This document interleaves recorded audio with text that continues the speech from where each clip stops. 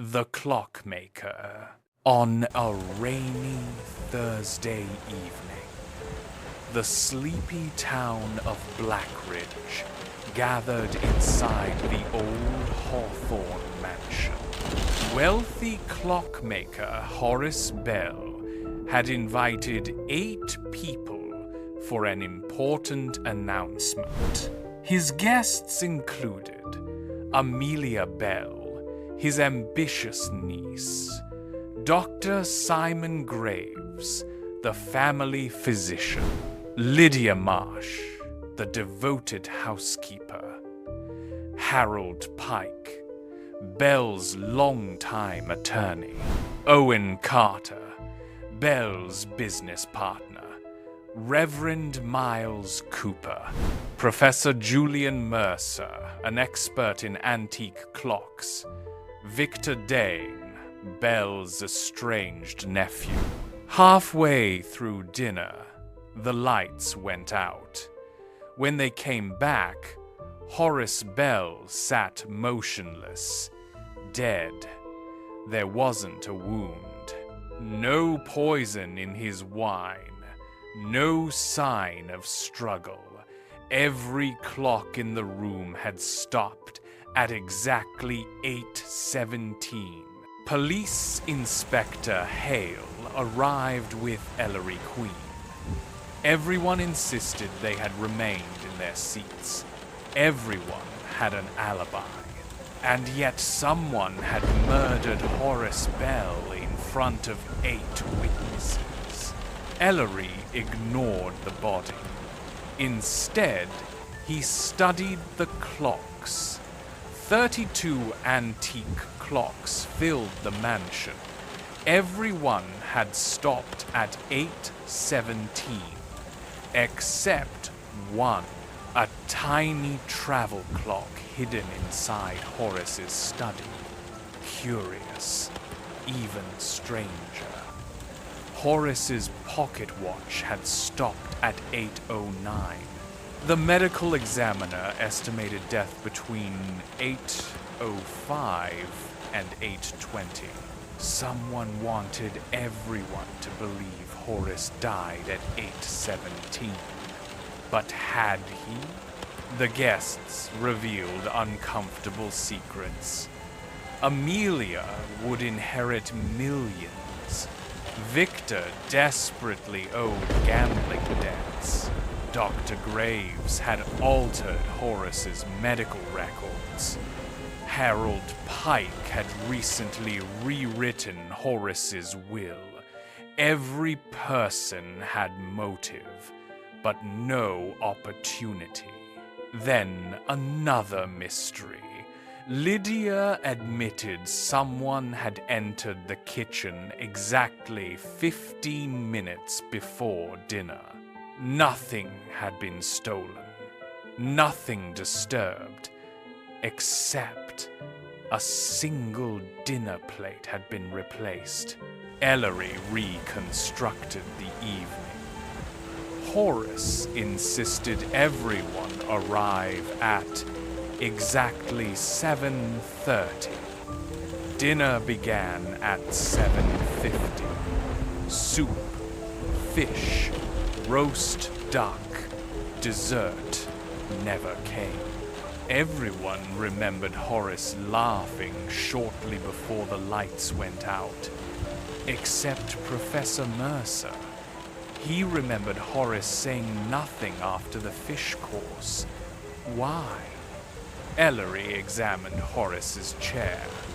A nearly invisible needle protruded beneath the carved armrest. Tiny, spring-loaded, capable of injecting poison. But who placed it there?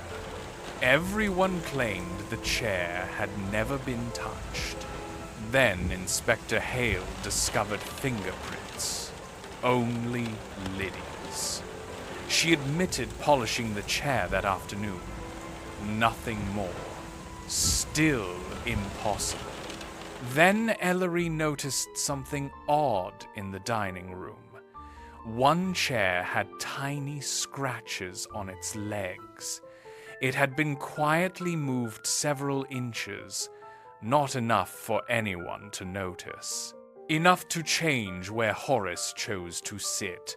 Someone had planned the murder long before dinner began. Ellery gathered everyone. He explained the poisoned needle, the altered chair, the stopped clocks, the switched dinner plate. Each clue seemed to point toward a different suspect. I no longer believe Horace Bell died at the dinner table, the doctor objected. The body was warm. Exactly, Ellery replied. He had been dead only minutes, but not because he died in this room. Confused faces stared back. Ellery revealed a hidden passage connecting the study to the dining room. Horace had collapsed in the study shortly before dinner. Someone had secretly carried his body through the passage while everyone gathered in the dining room. The lights had been a distraction. But one question remained. Who possessed the strength? Victor? No. Owen? Possible.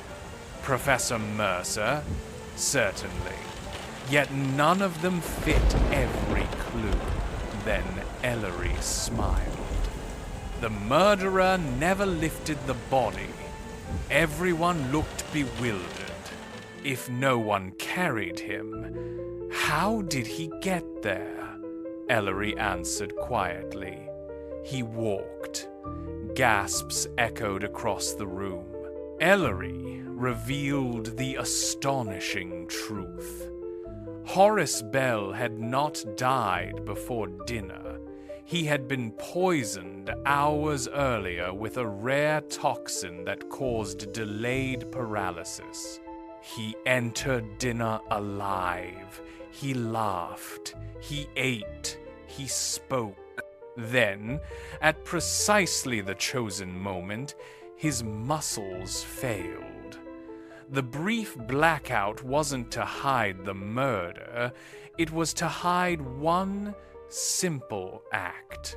Harold Pike, the quiet attorney whom everyone ignored, walked behind Horace in the darkness and gently turned the old man's head, making it appear he had suddenly died in his chair. Nothing more. No stabbing. No shooting.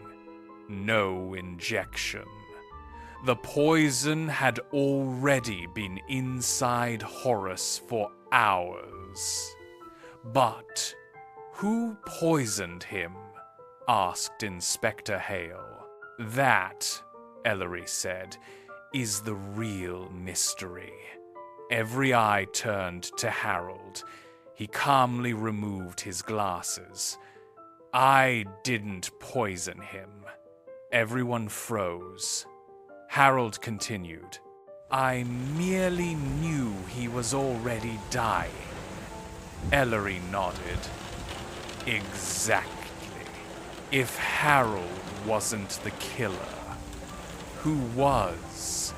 Ellery pointed not at Amelia, not at Victor. He pointed to Professor Julian Mercer. No. Oh, yes, Ellery said.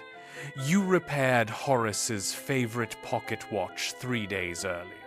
The room fell silent. The watch wasn't repaired at all. You coated its winding stem with an odorless contact poison.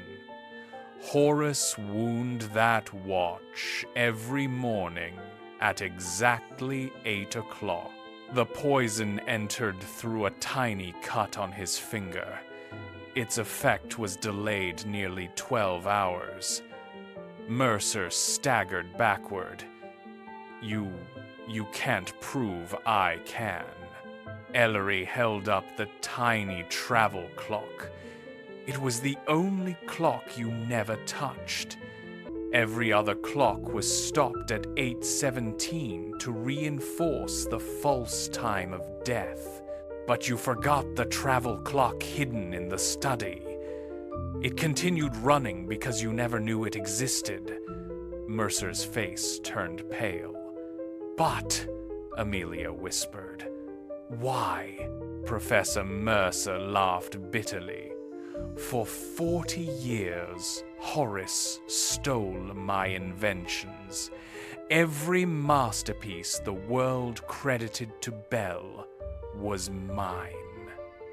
The room gasped. You killed him over credit? No, Mercer replied quietly. I killed him because yesterday he admitted the truth, and then told me no one would ever believe it. Harold looked up. So why help cover it up? Ellery answered before Mercer could speak. Harold wasn't Mercer's partner. Horace had confessed to Harold earlier that afternoon that he intended to expose decades of fraud in court the next morning. Harold feared the scandal would destroy Bell's charitable foundation, leaving hundreds of workers unemployed. When the lights went out and Horace collapsed from the delayed poison, Harold realized what had happened.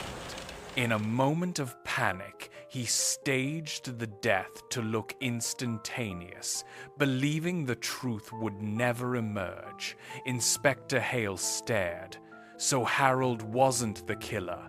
No, he became an accessory after the fact. Mercer lowered his head. I never asked him to help. I know, Ellery replied. He acted alone. The room sat in stunned silence. They hadn't seen the poison. They hadn't noticed the clocks. They hadn't questioned the pocket watch. And no one imagined the murder weapon had been hidden in plain sight in Horace Bell's own daily habit of winding his treasured watch.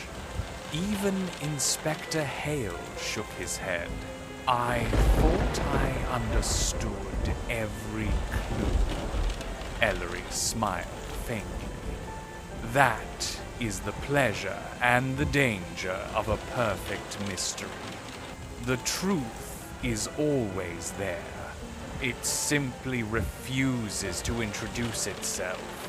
Outside, the church clock struck 9.